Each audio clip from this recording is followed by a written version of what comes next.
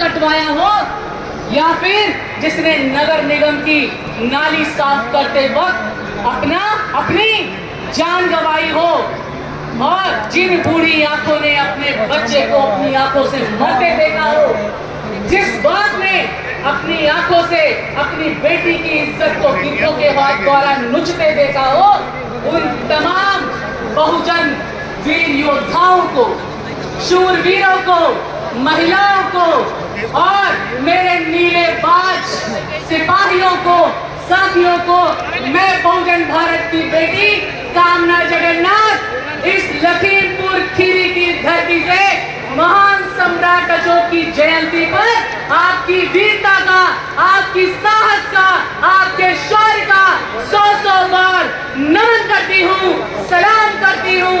और इस महासंकल्पित रैली में बहुजनों का राजकाज और बहुजनों का सत्ता लाने का संकल्प लेती हूँ, और आप सभी से ये कहना चाहती हूँ, आप समस्त शूरवीरों से कहना चाहती हूँ कि वो मंजर भी देखेंगे जश्न जीत का, वो मंजर भी देखेंगे जश्न जीत का जिन्होंने कभी हमें नीचे गिराने के ख्वाब सजाए थे, और हमारे कदमों की आहट से कांप रहे हैं वो लोग, हमारे कदमों की आहट से कांप रहे हैं वो लोग जिन्होंने कभी हमें मिटाने के इरादे से आए थे, मिटाने के इरादे से आए थे।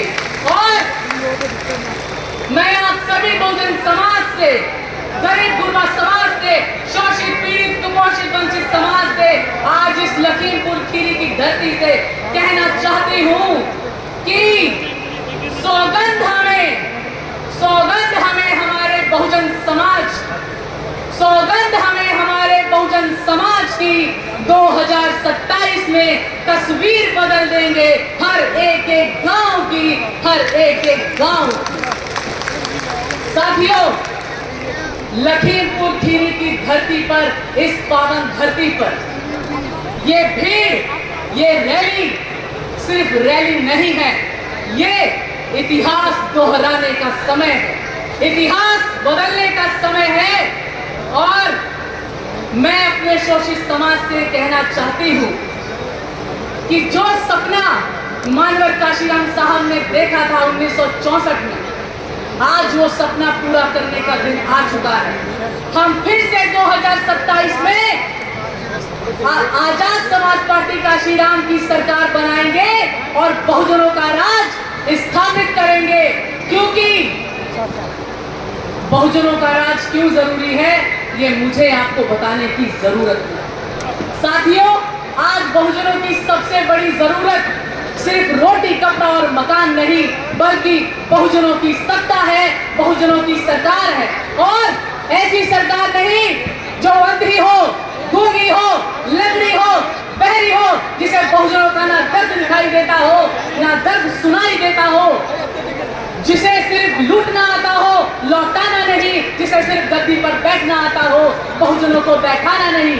हमें ऐसा नेतृत्व चाहिए जो हमें गले भी लगाए, हमें बराबरी के अधिकार भी दे, हमारे आंसू भी पोंछे, और जब जरूरत पड़े तो हमारे लिए लठ भी उठाए और लठ भी चलाए। और जब यूजीसी जैसा बिल आए तो बौखलाए नहीं, बिलबिलाए नहीं, गद्दारी ना दिखाए, बल्कि मूंछों में ताव दे करके पूरे बहुजन समाज के साथ, अपने झंडे और डंडे के साथ खड़ा हो जाए।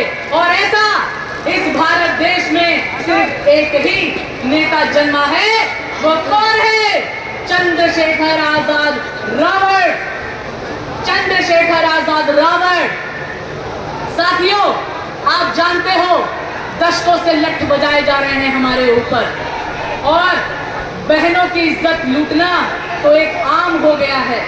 बहनों की इज्जत लूटना एक पेशा बन गया है इस देश के अंदर। आज इस देश में बहुजन बेटी की इज्जत लूटने का मतलब है कि जैसे बनिए की दुकान पर जाकर के एक शीशे की बर्छी से नमकीन निकाल करके खा ले।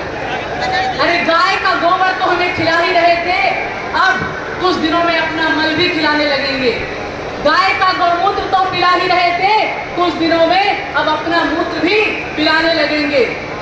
साथियों, सबसे बड़ा दुख इस बात का है कि जब ये गाय का गोबर गौमूत्र जब हमें खिलाया जा रहा था, तो जिस बहुजन समाज ने जिन नेताओं पर भरोसा किया, जिन नेताओं को सत्ता का स्वाद चखाया, जिन्हें मलाई खिलाई, वो लोग चुप्पी साधे बैठे रहे।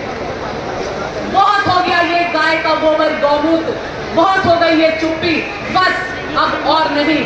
सुनो बहुजनों, ये देश फूल फाकते बाबाओं का नहीं, ये देश कलम से क्रांति लिखने वाले बाबा साहब का देश है। इस देश के कण कण में मूल निवासियों की बनाई हुई जन्नत है, खून पसीने की झलक मिलती है। और आज ये जो मनुवादी मुखपुत्रियां मनुवादियों के पीठ पे चढ़ करके ब्राह्मणवाद का नारा देती हैं, तो ये क्या जानेगी बहुजन बेटियों का दुख और दर्द। हम जानते हैं हमारी बहनों ने, हमारी बेटियों ने, हमारी माताओं ने क्या दर्द सहा है। ये वही लोग हैं, ये वही मनुवादी हैं जिन्होंने हमारी माताओं के पेट को चीर करके हमारे बच्चों को तलवार की नोक पर टंगा दिया था। ये वही मिट्टी है, ये वही मनुवादी लोग हैं जिन्होंने हमारी माता नंगेली को, इस देश के बहुजन बेटियों को तन ढकने के लिए अपनी जान कुर्बान करनी पड़ी थी। और ये वही मनुवादी लोग हैं जिन्होंने हमारी फूल जैसी बच्ची फूलन देवी को पूरे बिरादरी ने मिल करके उसके साथ दुष्कर्म किया था और उसका सीने का मांस तक नोच करके खा गए थे। और दुख इससे भी बड़ा ये है कि हमारे बहुजन, ये गद्दार नेता सब चुप्पी मार करके बैठे हैं और आज भी यही हो रहा है। और इन्हें डर आज ना मायावती जी से है, ना अखिलेश यादव से है, ना इन्हें राहुल गांधी से डर है। इन्हें डर आज है तो सिर्फ चंद्रशेखर आजाद रावण से डर है, क्योंकि ये वो रावण है जिसे तुम्हारी सारी चालों की खबर है। तुम्हारे साम दाम दंड भेद सब कुछ बेअसर है इसके आगे। और बहुजन वासियों, जब भी आपसे पूछे कोई कि आखिर चंद्रशेखर आजाद रावण ही क्यों, तो मेरी बातों को ध्यान से सुनो।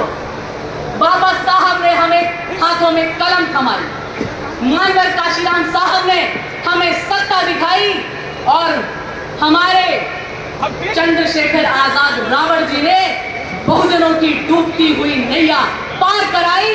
और जो बहुजनों का सूरज डूब गया था, बहुजन राजनीति का जो सूरज डूब गया था, वो कब का डूब गया होता अगर चंद्रशेखर आजाद नहीं होते। और संसद में पहुंच करके इस मनुवादी सरकार में करोड़ों दुश्मनों से लड़ करके और अपने जिंदा होने का प्रमाण दे करके अपने बहुजन समाज की, बहुजन राजनीति की साख बचाई और लाज बचाई, ये है चंद्रशेखर आजाद रावण। और आपसे मैं बोलना चाहती हूँ साथियों कि बड़ी मुश्किल से पैदा होता है कोई चंद्रशेखर आजाद रावण, बड़ी मुश्किल से बनता है समाज के अंदर चंद्रशेखर आजाद रावण। 4-4 गोलियां खाने वाला वो व्यक्ति आज भी आप लोग के सामने एक विशाल हिम्मत की तरह खड़ा हुआ है। अपने सर पर 24 घंटे मौत का कफन बांध करके चलता है वो व्यक्ति। मूंछों में तरी हुई बगावत, आंखों में सुलगता हुआ गुस्सा और दिल में जगी हुई ज्वाला, जिसने पूरे सिस्टम की नींव को हिला डाला, जिसे संघर्षों ने है पाला। आला रे आला, चंद्रशेखर आजाद रावण आला। चंद्रशेखर आजाद रावण वो शख्सियत है, ये सिर्फ नाम नहीं है, ये करोड़ों युवाओं के सर का ताज है, हमारा घमंड है, हमारा गुरूर है, हमारा कोहिनूर है। चंद्रशेखर आजाद रावण ये वो व्यक्ति है जिसने हमारे मुंह में जुबान